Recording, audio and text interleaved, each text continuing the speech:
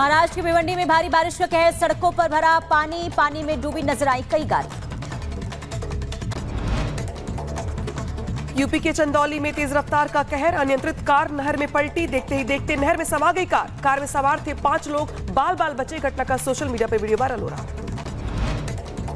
मुंबई में भारी बारिश का कहर, शहर के कई हिस्सों में जलभराव की स्थिति, आम जनजीवन हुआ अस्त व्यस्त। मुंबई में भारी बारिश की वजह से कई जगहों पर जलभराव की समस्या, चेंबूर मां अस्पताल के पास भरी पानी, तस्वीरें सामने आई। मुंबई में भारी बारिश की वजह से धीमी पड़ी गाड़ियों की रफ्तार, जगह जगह लगा जाम, राहगीरों को करना पड़ रहा है परेशानियों का सामना। उधर महाराष्ट्र में बारिश की वजह से मुब्रा बाईपास के पास भूस्खलन हुआ, लैंडस्लाइड की वजह से राहगीरों को करना पड़ रहा है परेशानियों का सामना। महाराष्ट्र के पुणे में भी भारी बारिश से बुरा हाल, कई जगहों पर झमाझम बारिश, लोगों को करना पड़ रहा है परेशानियों का सामना। महाराष्ट्र में बारिश की वजह से हादसा हुआ, बिजली गिरने से ठाणे और कल्याण में 3 लोगों की मौत, बीती रात हुआ बड़ा हादसा। महाराष्ट्र के ठाणे में मिला 8 फीट लंबा अजगर, स्थानीय लोगों में मचा हड़कंप, वन विभाग को किया गया सूचित। तमिलनाडु के शिवकाशी में एक गोदाम में लगी भीषण आग, पटाखों से भरा था गोदाम, त्योहार पर देश के कई शहरों में होनी थी सप्लाई, आग में नुकसान हुआ। दिल्ली में महिपालपुर फ्लाईओवर पर चलती कार में लगी भीषण आग, किसी के हताहत होने की खबर नहीं। मध्य प्रदेश में ग्वालियर जिला कोर्ट की नई बिल्डिंग से युवती ने की खुदकुशी की कोशिश, न्यायालय परिसर में मौजूद सुरक्षा कर्मियों ने युवती को कूदने से रोका। उत्तर प्रदेश के चंदौली में तेज रफ्तार का कहर, अनियंत्रित कार नहर में पलटी, देखते ही देखते नहर में समाई कार में सवार 5 लोग बाल बाल बचे। घटना का वीडियो सोशल मीडिया पर वायरल। उधर यूपी के शाहजहांपुर में देर रात हाथियों के झुंड ने मचाया आतंक, हाथियों ने 10 बीघा फसल बर्बाद की, किसानों ने पटाखा छुड़ाकर हाथियों को जंगल की ओर खदेड़ा। शाहजहांपुर में आधी रात घर के कमरे में घुसा मगरमच्छ, लोगों के उड़े होश, ग्रामीणों ने पकड़कर वन विभाग के हवाले किया। मध्य प्रदेश के शाहजहांपुर में मामूली विवाद पर 2 पक्षों में चली गोली, हमले में एक शख्स की मौत, 6 लोग बताए जा रहे घायल, पुलिस पूरे मामले की जांच कर रही है। पटना में बदमाशों ने रंगदारी के लिए दिन दहाड़े की ताबड़तोड़ फायरिंग, इलाके में मचा हड़कंप, पुलिस बदमाशों की तलाश में जुटी। यूपी के झांसी में उधार दिए पैसे मांगने पर विशेष समुदाय के लोगों ने की युवक के साथ मारपीट, वीडियो सामने आने के बाद हरकत में आई पुलिस, 2 को गिरफ्तार किया गया।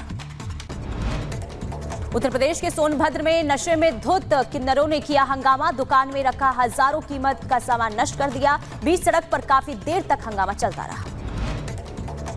इंदौर में अभद्र कपड़ों में रील बनाने के बाद लड़की ने मांगी माफी, वीडियो वायरल होने के बाद बोले बीजेपी नेता कैलाश विजयवर्गीय, कहा समाज ऐसे लोगों का करे बहिष्कार।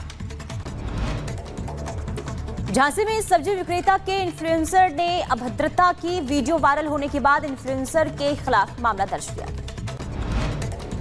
यूपी के झांसी में सीआर के काटने से एक महिला की मौत, खेत में काम करने गई थी महिला, सीआर को पकड़ने के लिए वन विभाग कर रहा है कड़ी मशक्कत। उत्तर प्रदेश के एटा में नामजद आरोपियों ने युवक पर हमला किया, लूट की वारदात को दिया अंजाम, 2 लाख लूट कर बदमाश फरार हो। यूपी के बुलंदशहर में डिलीवरी के दौरान महिला की मौत हो गई, मृतक के परिजनों ने अस्पताल के बाहर किया हंगामा, डॉक्टर्स पर लापरवाही का आरोप लगाया। बेंगलुरु के महालक्ष्मी हत्याकांड के आरोपी ने खुदकुशी कर ली, संदिग्ध आरोपी मुक्ति रंजन रॉय ने उड़ीसा में जान दे दी, हत्या के बाद से फरार चल रहा था, फ्रिज में मिला था महालक्ष्मी का शव। फर्जी आईएएस पूजा खेड़कर मामले में आज होगी सुनवाई, दिल्ली हाईकोर्ट अंतरिम जमानत याचिका पर करेगा सुनवाई। उत्तर प्रदेश के संभल में थूक जिहाद पर यूपी की शिक्षा मंत्री गुलाब देवी का बयान सामने आया है और कहा है कि मुस्लिम समुदाय को अपने नाम और मजहब पर नहीं है विश्वास। उनको अपने नामों पर विश्वास नहीं है, अपने धर्म पर विश्वास नहीं है, अपने मजहब पर विश्वास नहीं है, जो इस तरीके से दूसरों के नामों का ये सहारा ले रहे हैं, ये नहीं लेना चाहिए।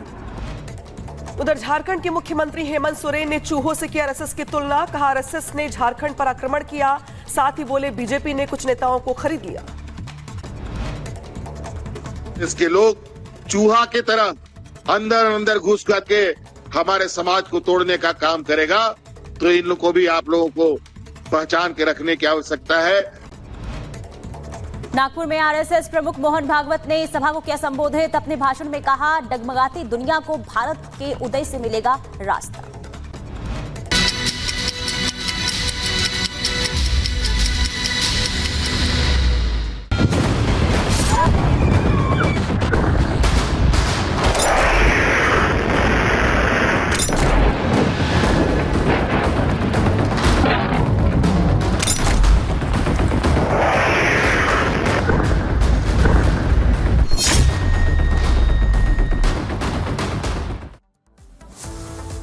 सितंबर का महीना हिजबुल्लाह और लेबनान के लिए सितम बना हुआ है। आपको बता दें कि किस तरीके से पहले गैजेट, फिर एयर स्ट्राइक और अब जमीन से घुसकर मार करने की फिराक में इजराइल है।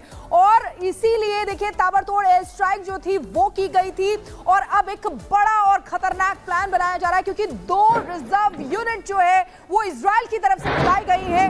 ये तस्वीरें आपको दिखा रहे हैं किस तरीके से इजराइल ताबड़तोड़ अटैक लेबनान पर कर रहा है।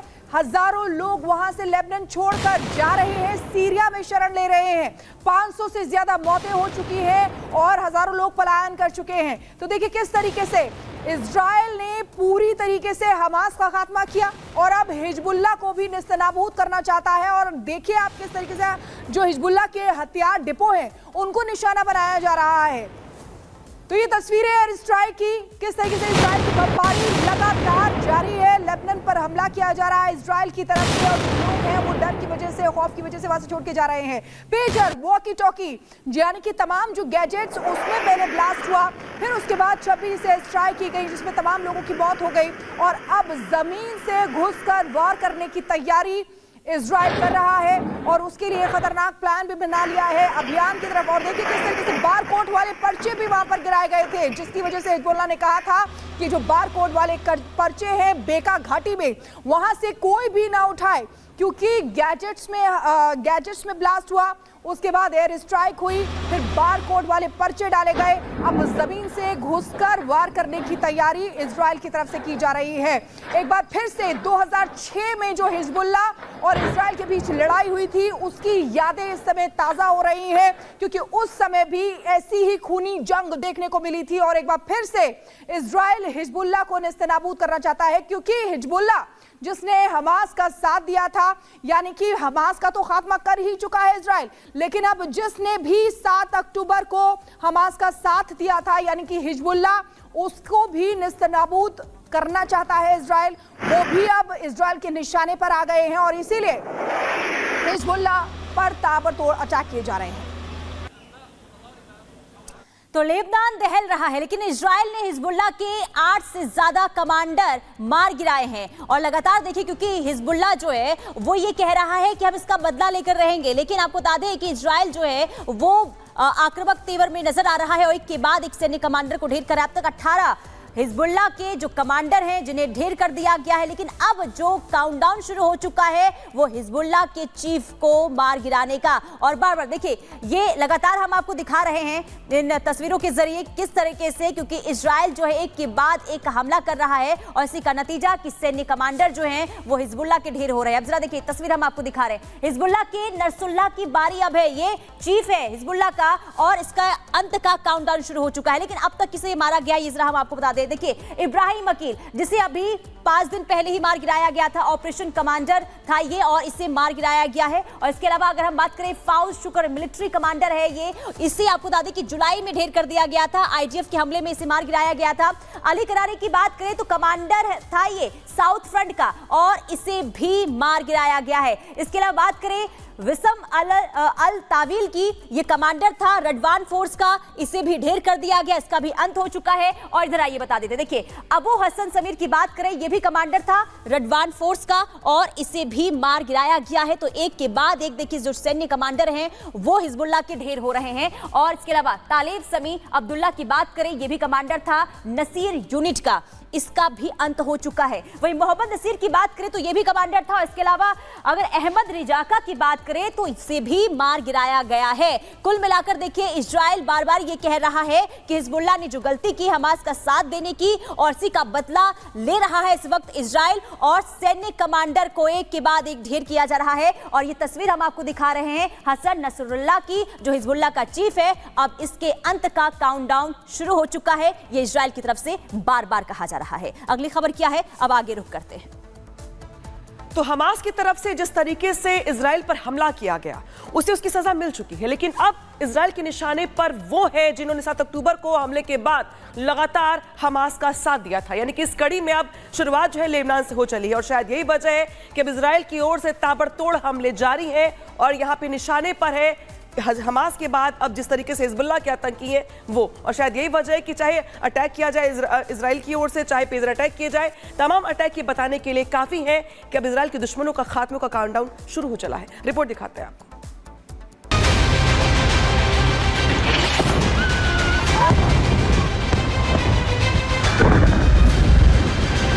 गाजा के बाद अब हिजबुल्लाह की बारी।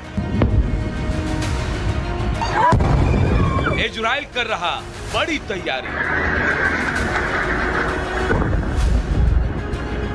लेबनान पर भारी बीते 7 दिन।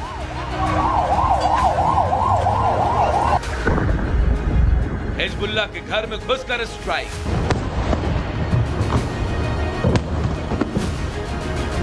हमास का साथ देने की कीमत कितनी बड़ी है, इसका अंदाजा बीते 7 दिन से हिजबुल्लाह को महसूस हो रहा है।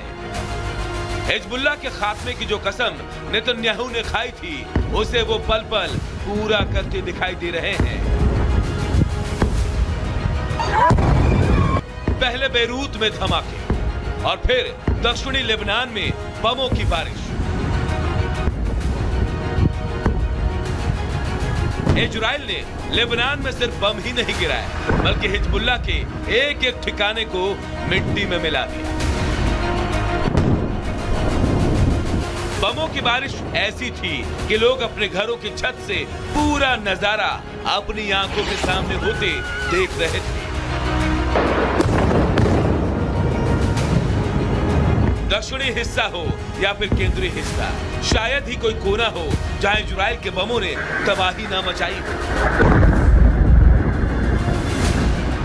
हिजबुल्लाह की गलती ये थी कि उसने न सिर्फ हमास के हमले का समर्थन किया था, बल्कि 7 अक्टूबर के भयानक हमले के बाद हर मोर्चे पर हमास के साथ खड़ा था। तब इजराइल ने हिजबुल्लाह को चेतावनी दी थी कि हमास का साथ ना दे, वरना नतीजा ठीक नहीं होगा।